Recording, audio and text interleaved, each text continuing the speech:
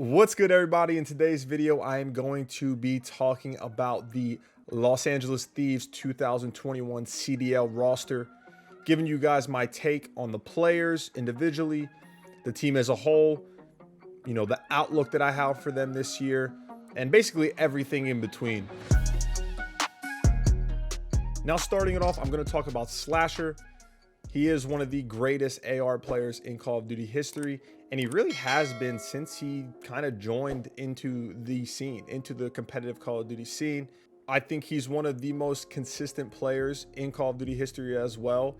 He has played at such a high level for such a long period of time now. That's one of his greatest strengths, I think, because there are a lot of COD players, right, who they have games where they're really good at. They're a top 10 player, top 5 player, and then it goes to the next Call of Duty title and they kind of fall down those ranks, and then maybe the next one after that they get back up.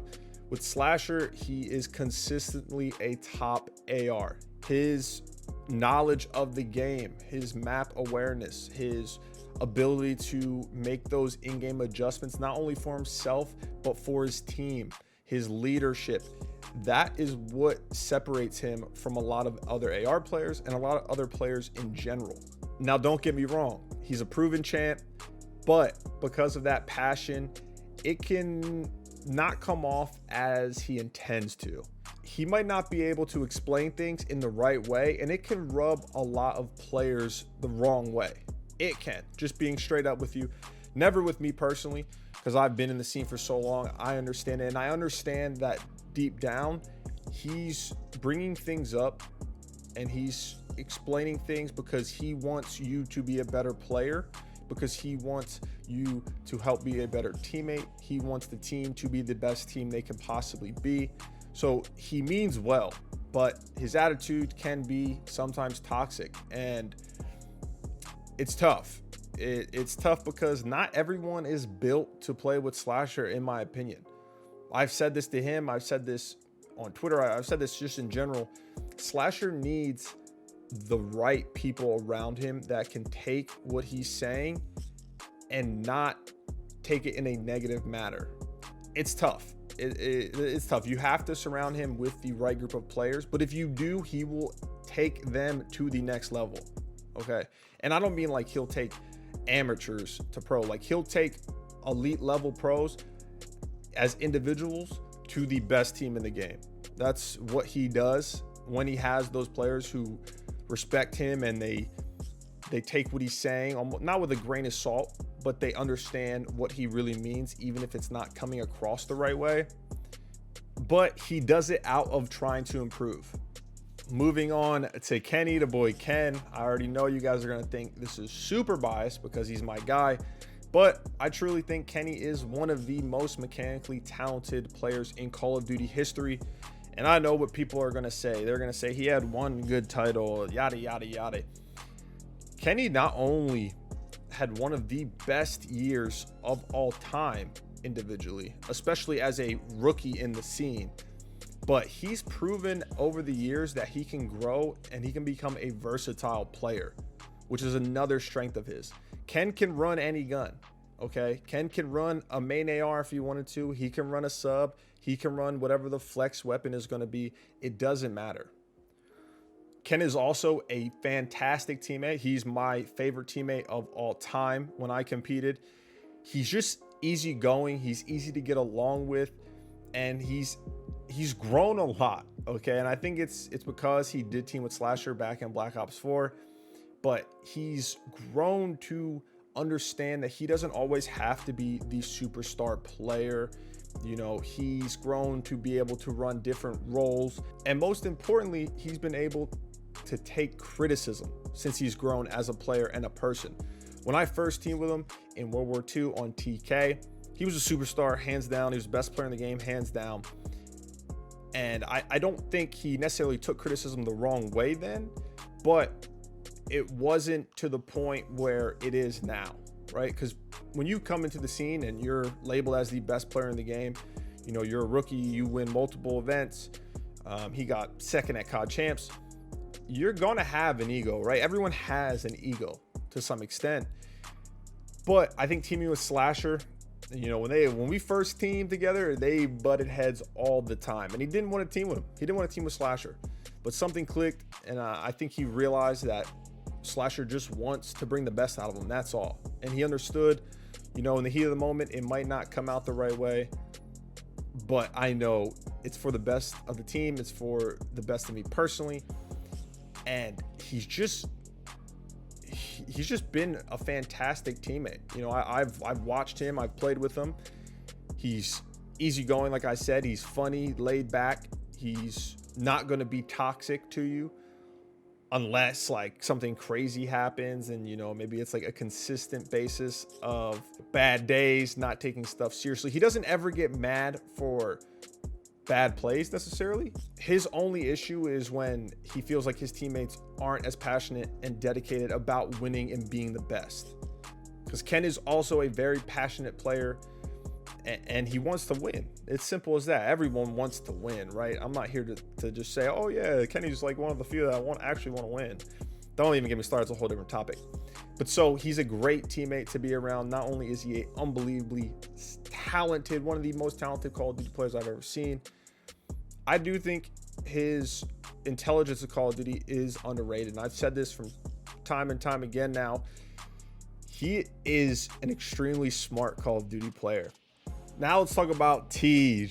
I'll tell you what, I think the greatest thing for Tej is the fact that his boogeyman retired, so now he can really play up to his full potential. But he's an all-around solid player. I don't even know why I just said solid. He's a great player.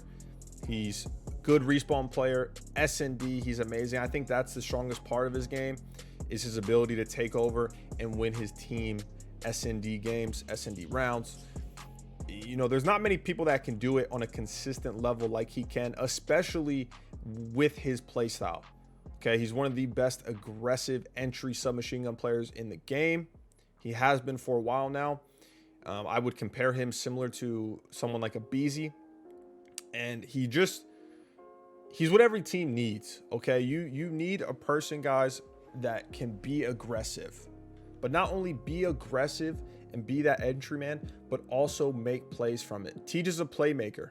Okay, he is. You know, his ability to pop those 2 and 3 pieces while he's the first one going in, it's actually at a very high rate, in my opinion, higher than a lot of the other entry players in the game, aggressive subs, whatever you want to call them. But I think having someone like TJ helps this team out tremendously, especially in search and destroy. I mean, that's not saying anything bad about Slasher or Kenny, because they're both fantastic S&D players as well. But I think adding someone like Tej, who has that ability to consistently get first bloods and not be first blooded, is huge for them, especially because S&D is 2 out of the 5 game modes, guys. So you want to have a good S&D team. You can't always rely on your respawn to get you through series. Sure, you can sometimes, but over the course of a tournament, right, where there's many series played back to back to back, you need to be a good S&D team, and I think Tej helps them out a lot with that. The only problems that I'm worried about with Tej are his dedication, really. And I don't even know if dedication is the right word, right? But you guys have probably heard things from the LA Optic team last year, OGLA, or the Optic team in Black Ops 4. He potentially can be pretty complacent, right? And kind of slack off in a way. And that's something to be a little worrisome about, just because he's unbelievable. He's an unbelievable player. He is. But when you're in the CDL, when you're in the Pro League, right? Everyone is good, okay? Everyone is good. And if you slack off, it doesn't matter how talented you are. You could be the best player in the game when it comes to talent and mechanics. If you slack off and you don't take things as seriously, you will get passed up. Okay, you will, and I'm talking like that. Okay, it is not, you can't just get by with your talent. You can't. It does not work like that. It will never work like that, for that matter. But so that's the only thing. I've heard things about that. You know, he's not dedicated. He isn't, you know, he might get into these phases where he doesn't care as much. So I am worried about that.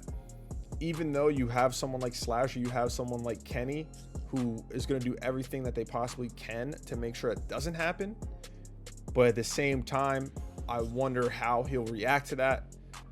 If he takes it the right way, that's great. That's ideal. But if he doesn't, then what happens? And then lastly, for the players, guys, we have Temp. You know, Temp, another extremely talented player. That's never been an issue. I think his takeover potential is extremely high in any game mode that he plays, just because of how talented he is. He knows how to get kills, okay? He's very mechanically talented. He knows how to get kills. He knows how to be that annoying type of player that when you're playing against him, you're just like, dude, why is he here? And then he like pops a 3-piece and like then you're spawning out and you're just like, oh, okay, whatever, you know? And he has a great cast around him with Slasher, Kenny, and TJ. The only thing I'm worried about Don is kind of the perception that everyone has on him, right? I know technically New York won one of the online home series or whatever. We don't count that out here, okay? I don't count that in my opinion. But Don hasn't won yet. Okay, he's been in the scene for a while now. He's been talented. He's been a top player in multiple titles, but he hasn't won. And you know, a lot of the perception is he doesn't know how to play how to win, right? He doesn't know how to play how he should be to help make sure his team has the highest chance at success. You know, like he might be a selfish player. Now, I don't personally know if that's the case. I've never teamed with Don. I've only played with him in 8s, 10s, you know, and watched him. I would definitely say he has a different outlook for sure from playing with all these other guys than them, probably on the correct way to play Call of Duty. And to his point, a lot of players do, right? No, not everyone's going to think the same way and think that you need to play this way to be the most successful. But I'm just worried that Don isn't going to try and listen to the other teammates on the team when it comes to making a bad play. So now that I talked about every player on the team, guys, I just want to kind of touch on the team itself. I think on paper, they are one of the most talented teams that we have in 2021 in the CDL. You know, at every position, they're stacked. I think there's no questions, there's no arguments that can be made on that. I think they're going to be a very well-rounded team when it comes to Respawn and S&D. They have 3 fantastic S&D players in Slasher, Kenny, and Tej. Donnie obviously isn't bad by any means. I don't know if I would put him in the same level or the same category as the other 3, but he is a very solid S&D player. And then when it comes to Respawn, you have 4 unbelievable Respawn players. There will be no arguments in my comments about that. Okay, that is not a hot take by any means, in case you thought it was. So they look fantastic on paper. Obviously, that doesn't always translate, but I call it how I call it, how I see it. I call it how I see it. Okay, and that's just what they are. They're one of the most talented teams on paper in the game. The biggest thing is I'm worried about if they do start slow, if they're going to need a roster move to be successful. That's also happened with teams that Slasher's been a part of in the past. Not pinning this on him individually by any means, but if they start off slow, I think there is a solid chance that their attitude and their personality clashes basically crumbled the team, okay, one way or another. And if they have to make a roster move to be successful, it'll be tough. It'll be tough not only because talent-wise, their team is at the top, okay? They are at the top tier talent-wise, but more importantly is you have, like, if that happens, you have to get another player. It's like, who do you move, right? Who do you move? Who can you get? You know, there's a whole bunch of things that go into it. And then on top of that, it just kind of puts you at a bigger disadvantage, right? Especially from the teams that aren't making these moves. They're not even thinking about making these moves, you know, because they're able to solve their issues as a team and keep it moving. All right, it hasn't always been like that for teams that Austin's been on. And I think that's the only thing that I would be worried about as a LA Thieves fan. That's the only thing. The talent's there. The work ethic should be there, especially with Austin leading the way. You know, the in-game knowledge is going to be there. They have all the right tools to be a consistent contender, to be a championship team.